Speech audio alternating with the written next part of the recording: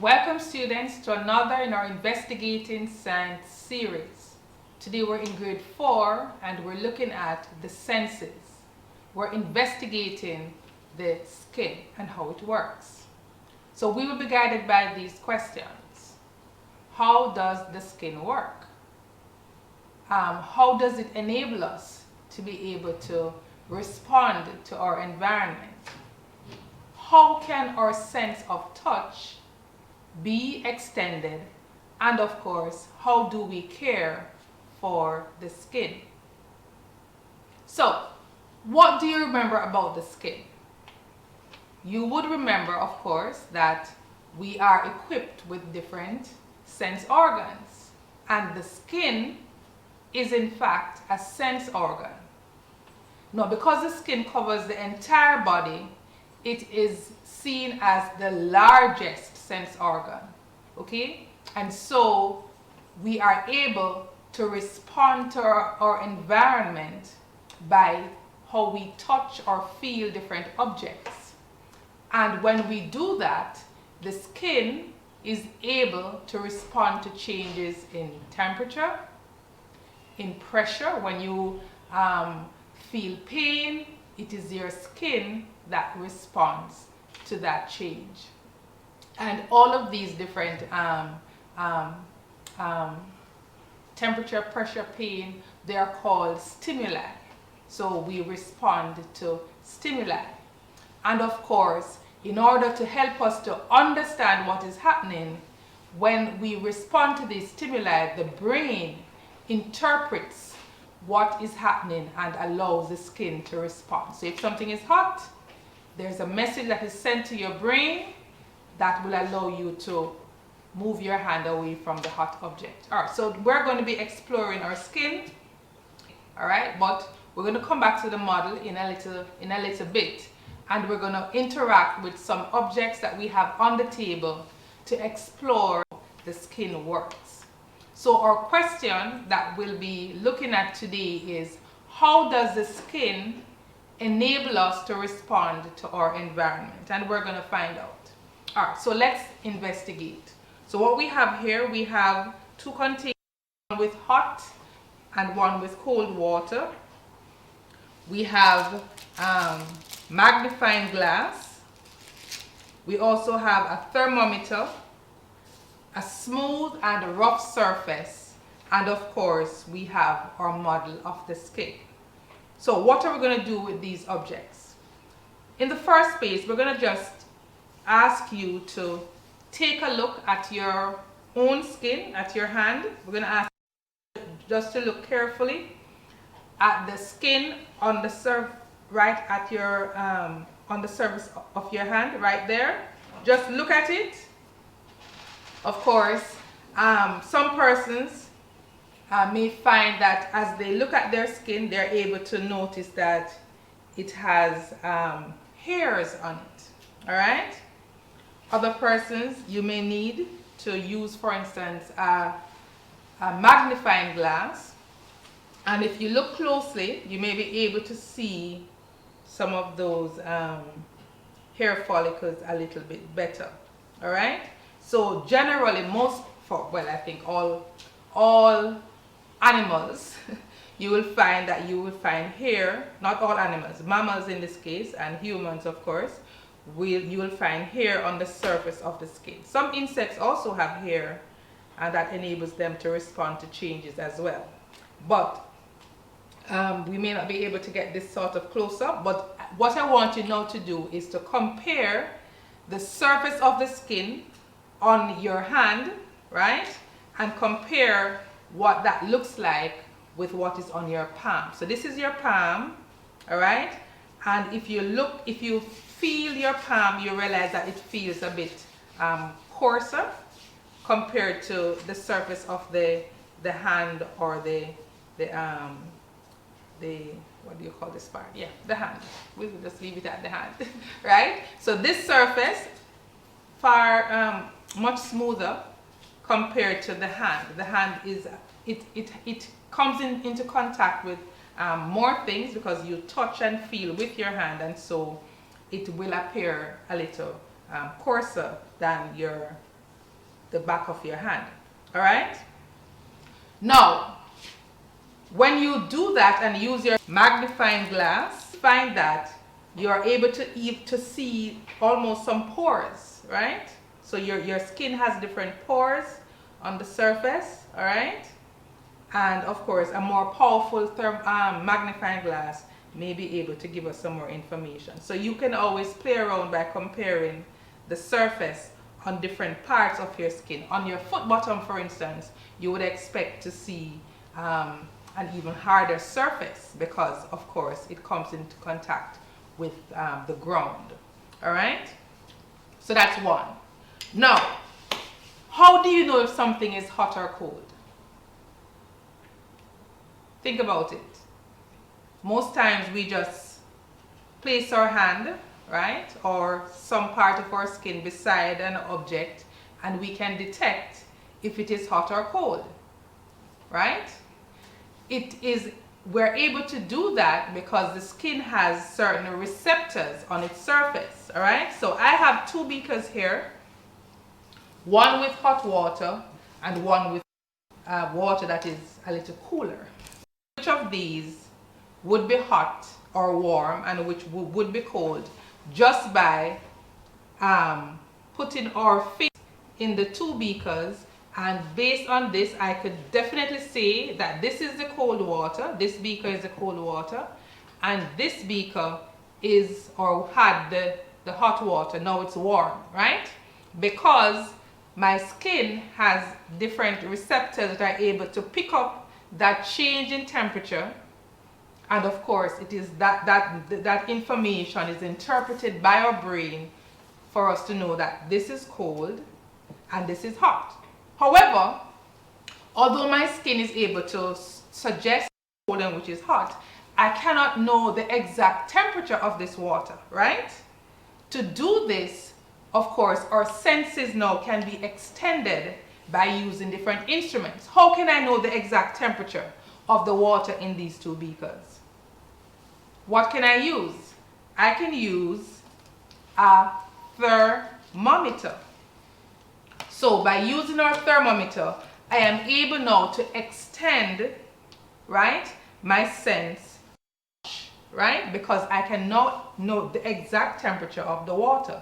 So I'm placing this thermometer in the beaker, all right, and we're going to be noting what that temperature is for this warm water. So it was hot, it has gotten cooler on standing, all right.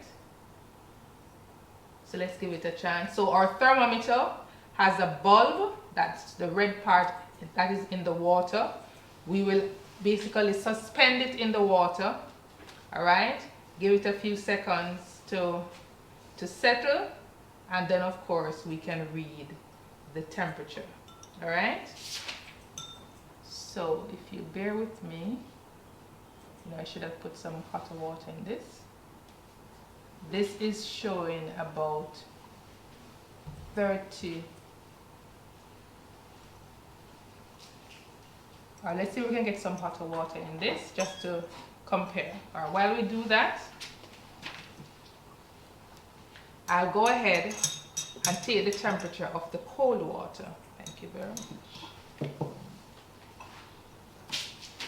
So the temperature of the cold water, and if we're looking now, the thermometer, this is a thermometer that uses alcohol. So the red mark in the thermometer is the alcohol responding to the change in temperature. And now we have a temperature of about 25 degrees Celsius. So as I said, we knew that this was cooler, but because we're just using our skin to check the temperature, we would not be able to get an exact value, an accurate value. Of course, the thermometer allows us to get that temperature of 20 degrees Celsius. Now let's compare our warm or hotter water, and let's see what that temperature is. So our reading, that alcohol is moving up, all right.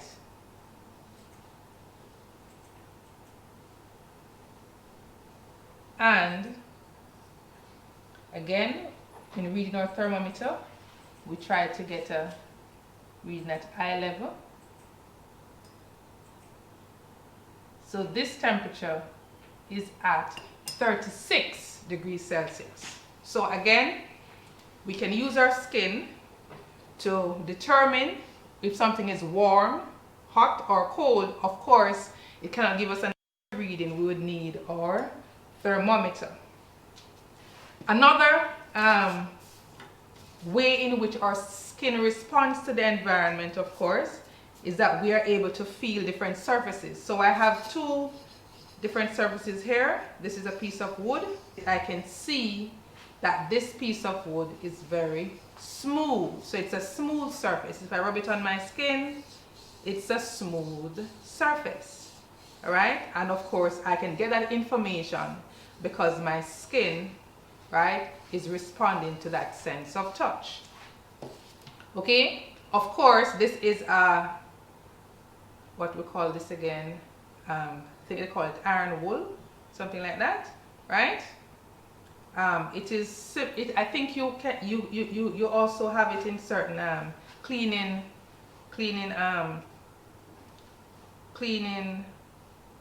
materials you use to scour your pots and so on, right? And if you rub this on your skin, you find that it is very coarse.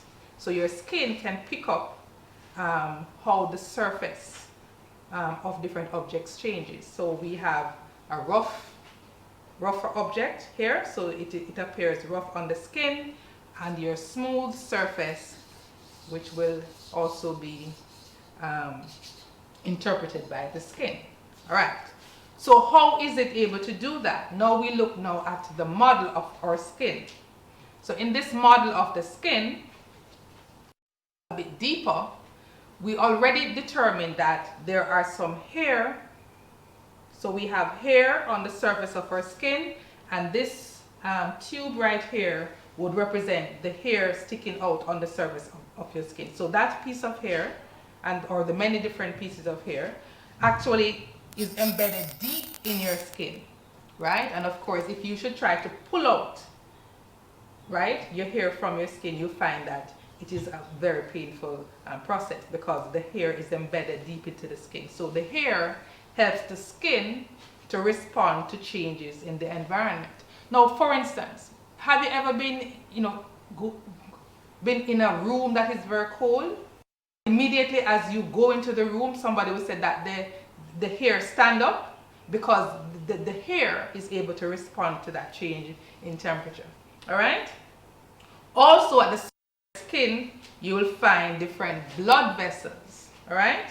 So if you get a cut, of course, immediately you will see that that part starts to bleed because there are blood vessels right at the surface of the skin, as well as nerve endings, right? And of course, that is also the reason why you're able to respond to heat, pain, pressure, because there are nerve endings that will bring that information through the receptors to the brain. All right? And so at this level, that's all we really need to know about the skin, the use of the hair, the blood vessels, the nerve endings, and of course how it helps us to interpret information. Okay, so let's see if you were paying attention. What were your observations? We found out that the surface of the skin on different parts of the body differ, right? So on the hand, for instance, the back of the hand, it is much smoother compared to the palm, where it is thicker, of course, and of course the foot bottom, because they make more contact with surfaces. All right. Of course, we saw and found out that hairs are on different parts of the skin, and of course our skin can respond to change in temperature, so we're able to differentiate when something is hot or cold. However, to give an accurate reading, of course, to do that we would have to use a thermometer. So let's see what we can conclude from this. So let's look at these questions. How does the skin enable us to respond to changes in the environment? How are we able to interpret our sense of touch? What causes the differences in the surfaces of the different parts of the body, right? And how can we take care of the skin?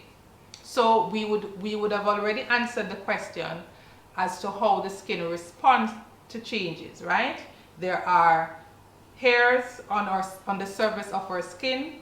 There are blood vessels and nerve endings that are able to bring information, right, through our receptors that are on the surface or below the surface of the skin to enable us to respond to changes. And of course, that is interpreted by our brain, right?